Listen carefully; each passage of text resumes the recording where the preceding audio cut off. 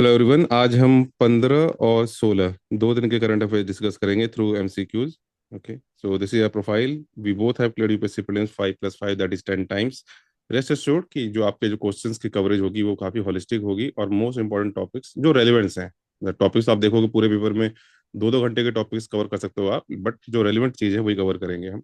सो पहला क्वेश्चन है आपका, which of the following statement best explains the concerns of some states regarding future delimitation exercise? अब क्या है, अभी फ्यूचर के, अब तो प्रेजेंट वाली बात आ गई कि इस पे चल रहा है। सो क्या कंसर्न है साउदर्न स्टेट्स का? Reduction in total number of, sorry not southern state, in general सब स्टेट्स। तो आप साउदर्न स्टेट्स ही मान के चलिए। Reduction in total number of Lok Sabha seats, की लोकसभा सीट्स में जो है नंबर कम हो जाएगा। Loss of proportional political representation due to population control success, कि भाई हमारा पॉपुलेशन कंट्रोल जो है सक्सेसफुल रहा तो इसलिए हमारा प्रोपोर्शनल रिप्रेजेंटेशन जो है वो कम हो जाएगा। Increase in representation of urban areas only, कि सिर्फ अर्बन एरियाज का रिप्रेजेंटेशन बढ़ जाएगा। Then fourth one is abolition of Rajya Sabha representation, की राज्यसभा का रिप्रेजेंटेशन जो है अबॉलिश कर दिया जाएगा। So pause the video and then mark the answer. No, ये फेयरली इजी क्वेश्चन है। Right answer is B. क्या है कि साउदर्न स्टेट्स का पॉपुलेशन कंट्रोल जो है वो सक्सेसफुल रहा है, way better than north Indian states. यही सारा कंसर्न आ रहा है कि अगर हमने अच्छा परफॉर्म किया, इट्स लाइक सेइंग कि लेट्स से कि दो अगर स्टूडेंट्स हैं उनको बोला गया कि अगर आप अच्छे नंबर लेके आओगे तो we will give you 50,000 rupees incentive, but बाद में क्या हो गया, नुकसान हो गया कि जिन्होंने जिस जो नंबर लेके आया उसको इंसेंटिव नहीं मिला, नुकसान हो रहा है। ये वाली चीज है, पॉपुलेशन इनका बेटर रहा लेकिन इनको पनिशमेंट हो जाएगी एक तरह से, इनका रिप्रेजेंटेशन के चांसेस हैं कि गिर जाएंगे। डिलिमिटेशन जो है ऐसे जो है आपका फ्रोजन है, 2026 तक फ्रोजन है। डिलिमिटेशन क्या होता है? सीट कॉन्स्टिट्यूंसीज को जो है ना रिड्रॉ रिड्रॉ करना, नंबर बढ़ाना घटाना। 42nd और 84th अमेंडमेंट इससे जुड़ा हुआ है आपका। और अभी तक का सेंसस जो था इसमें 1971 का सेंसस को बेस लिया गया था। अब बात चल रही है कि 2011 के बेस को लेके चीजों को चेंज किया जाए। नॉर्दर्न स्टेट में कंपेरेटिवली हायर फर्टिलिटी है तो वहां पे सीट्स की प्रोपोर्शनेटली ज्यादा गेन के चांसेस हैं, और यही सारा इसका क्रिटिसिज्म है। Now, coming to question number two, with reference to the proposed increase in the size of Lok Sabha, consider the following statement. First, it will increase the maximum strength of the Council of Ministers at the union level. Second, it will automatically increase the strength of the Rajya Sabha proportionately. Third, it may reduce the relative influence of individual MPs in the parliamentary proceeding. So please pause and mark to answer. Again, this is very important this year. Size increase, delimitation, census, ये सारे चीजें news में रहे हैं पिछले 1-2 सालों से। तो यूपीएससी ने प्रीवियसली विमेन रिजर्वेशन पे भी क्वेश्चन पूछ रखा है। तो फर्स्ट सही है, आपका लोकसभा जो है उसका मैक्सिमम स्ट्रेंथ इंक्रीज कर दिया जाएगा। राइट। एंड पहले जो है आपको ये पता होना चाहिए करंट साइज क्या है, और क्या जो साइज है 850 प्रपोज है, तो करंट साइज क्या है ये आपको पता होना चाहिए। देन 850 जो है वो आप उसमें आपका जो लोकसभा में स्टेट और यूनियन टेरिटरी दोनों मिक्स है। सेकंड, इट विल ऑटोमेटिकली, ये तो हो नहीं सकता कि ऑटोमेटिकली कुछ भी हो जाए। ठीक है, राज्यसभा को इससे आउट रखा गया है, तो राज्यसभा का सीट बढ़ाने का भी कोई प्रपोजल नहीं है इसके अंदर, इस बिल के अंदर। थर्ड, इट में reduce the relative influence. Obviously जब नंबर ऑफ एमपीज इंक्रीज हो जाएंगे तो रिलेटिव इन्फ्लुएंस डिक्रीज हो जाएगा हर पर्टिकुलर इंडिविजुअल एमपी का, तो ये भी करेक्ट है। ठीक है, ये गलत है।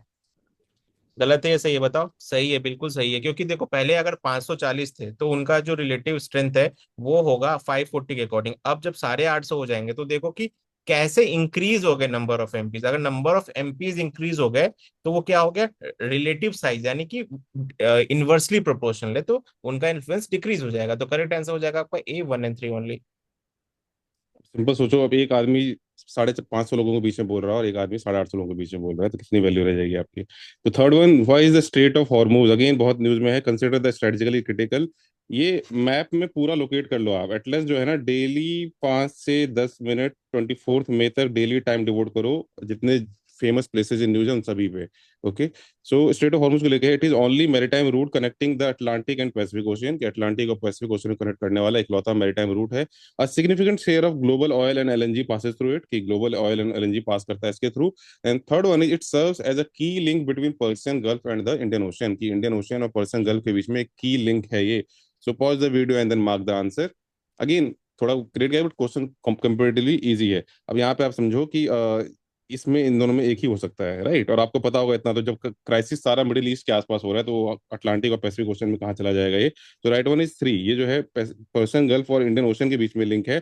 और यहाँ से ग्लोबल ऑयल एंड एलएनजी जो आपका नेचुरल गैस है वो यहाँ से काफी ज्यादा ट्रैवल करता है, and that's why it is crucial okay, अब यहाँ पे आप देख सकते हो लोकेशन स्ट्रेट ऑफ हॉर्मूज का, ठीक है, ये ईरान है आपका, यूएई, ओमान, ओमान, ठीक है। और ये आपका पनामा जो है यहाँ पे, इसको कवर करता है अटलांटिक, पनामा, पनामा कैनाल जो है वो आपको कनेक्ट करता है Atlantic Ocean and Pacific Ocean. तो ये भी इंपॉर्टेंट है, पनामा कैनाल भी इंपॉर्टेंट है, बट पनामा कैनाल जो है कनेक्ट करता है अटलांटिक ओशियन और पैसिफिक ओशियन को, not the Gulf of Hormuz. इसे energy choke point, choke point मतलब वही कि मेजोरिटी जो एनर्जी वगैरह है ना वहां से पास ऑन कर रहा है।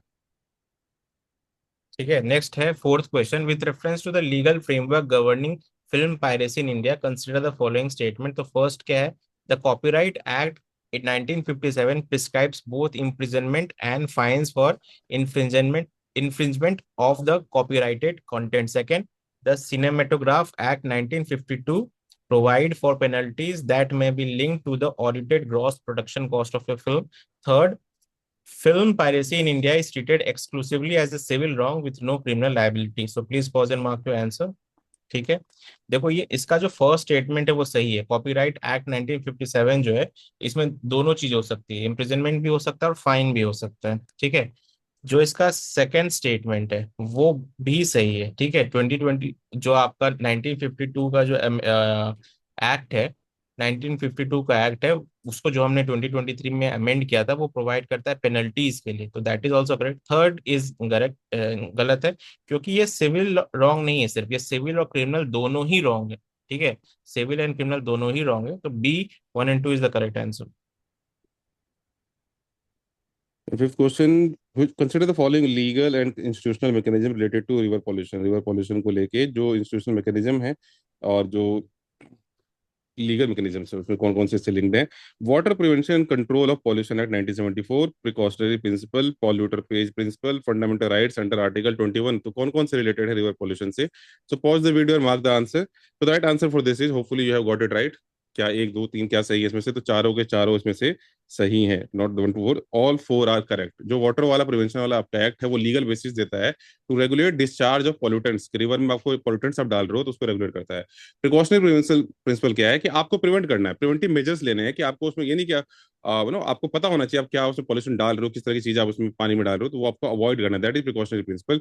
पॉल्यूटर प्रेज प्रिंसिपल है कि अगर मान लो बाय मिस्टेक या किसी ने गलती से या जो भी मतलब आपने पॉल्यूट कर दिया, तो you have to pay pay for it. Okay, you have to pay for your आप कह लो अपने पाप का प्रायश्चित आपको करना है, you have to pay, you have to compensate for it. Then article 21 आपको पता है, MC Mehta case, famous MC Mehta case आप सभी लोगों को पता होगा। तो इसमें इस्टेब्लिश किया गया कि राइट टू लाइफ जो है, राइट टू क्लीन एनवायरनमेंट जो है आपका, वो फंडामेंटल राइट है। तो this two is correct. Now, coming to question number 6, with reference to the political and social philosophy of Subhas Chandra Bose, ठीक है, तो इसमें आपको पता कर, तीन ऑप्शन है आपके पास। पहला, he advocated a form of socialism adapted to Indian conditions rather than strict adherence to Soviet communism. Second, he supported the continuation of caste-based structures within the military for operational efficiency. Third, he emphasized the mobilization of workers, peasants, and women as part of a broader egalitarian program. ठीक है, तो सिर्फ please pause and mark your answer. देखो first statement सही है, इन्होंने बोला था सोशलिज्म साम्यवादी, वो कहते थे साम्यवाद, उसको अडॉप्ट करना है and as per Indian condition, exactly नहीं करना है, इंडियन कंडीशन साम्यवाद। सेकंड स्टेटमेंट जो है वो आपका गलत है, कि वो जो है कास्ट बेस्ड रिजर्वेशन स्ट्रक्चर के खिलाफ थे।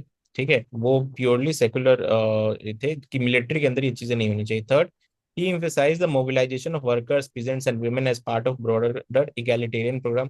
तो egalitarian इक्वालिटी में बिलीव रखते थे। ठीक है, इन्होंने विमेन विंग भी बनाया था, आपको पता होना चाहिए, in Indian national army.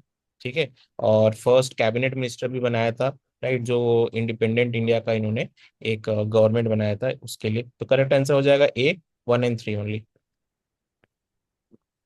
So on that note, thank you everyone, do like share and subscribe and make sure अब आपके डेली के आवर्स जो हैं 9 आवर्स टच कर जाने चाहिए डेली, एटलीस्ट 9 आवर्स, इसके प्लस में जितना कर सको। Okay, on that note, thank you everyone.